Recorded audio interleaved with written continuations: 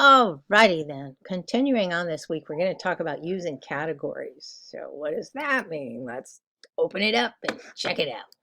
So, here we go. Oh, I'm going to squish it up too. Here we go. All right. So, what I want you to do my Monday is I want you to create 2 Instagram posts that you share either by automatically sharing it on your Facebook business page or by using the Facebook. Because if you have the Facebook app on your phone along with the Instagram app, you can connect them too, and it'll ask you, do you want to share to your Facebook page? And you can check yes. So if you want to hide the hashtags you're using on your Instagram post so they don't appear in the post on Facebook, you just put it in the first or second comment instead of being part of the regular Instagram post caption. So that's one way to, so they look a little different too. And then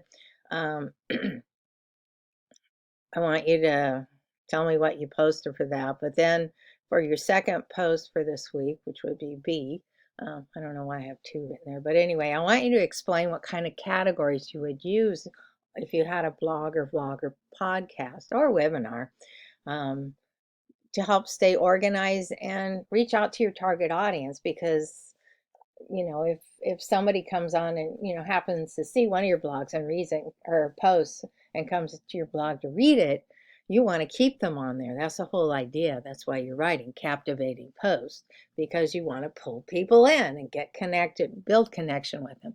So if you have products and you use your posts sometimes to explain something new's coming out and this what it does, or here's like some of our special most used products, or what's happening with the business. You can talk about the people who work there and things like that, in your posts, whatever. And so you could have a category for each one. So you could have a category that's called What's New.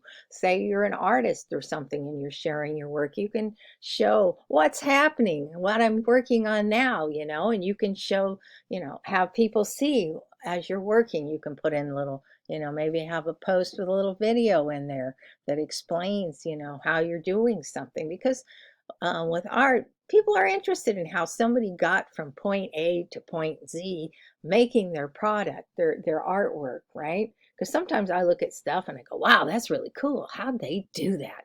But if you can, someone will share it. Maybe they don't want to because they don't want you to copy them. But I don't think people can copy you that well, although some can. But that's a different story. But so I don't want to use the technique the same way as them. I have a different idea in mind, but I don't know how they did it or what paints or product, art products they use to make their final product. And I'm like looking at it going, wow, that's really cool. How did they do that? So you can share that.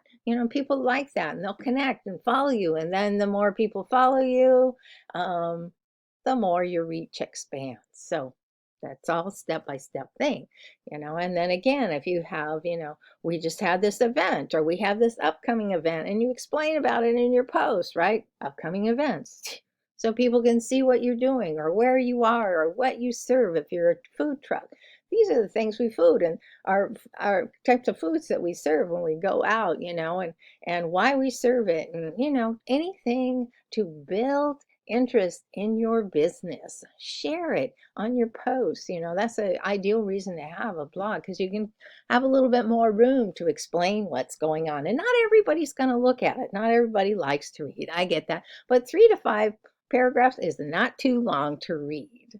People, if it's interesting, if they want to know, they'll look. And again, I think I used this example when I was sending out the post for earlier this week. Or the assignment instructions.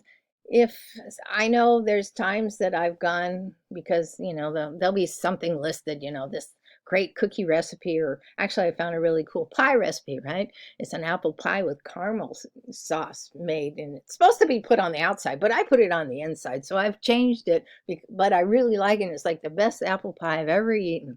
So when I go to that recipe, I can see that this person has more pie recipes, more, they have cookie recipes, they have cake recipes, and they have regular food recipes too, because it's a pretty expansive blog. They cover a lot of things, but that pie, you know, that was like really good. So it makes me want to go there again and see what else that person makes or shares the recipes for. So that's why, you know, you want to do this kind of thing. You want to share it.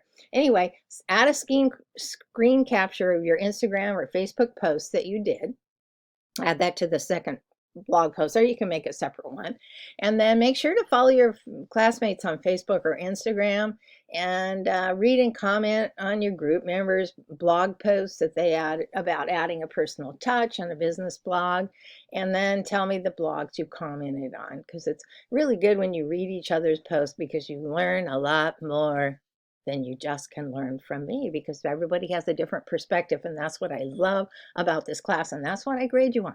I want to read your perspective. And I grade pretty easy, really. You just have to share it so I understand what you're saying.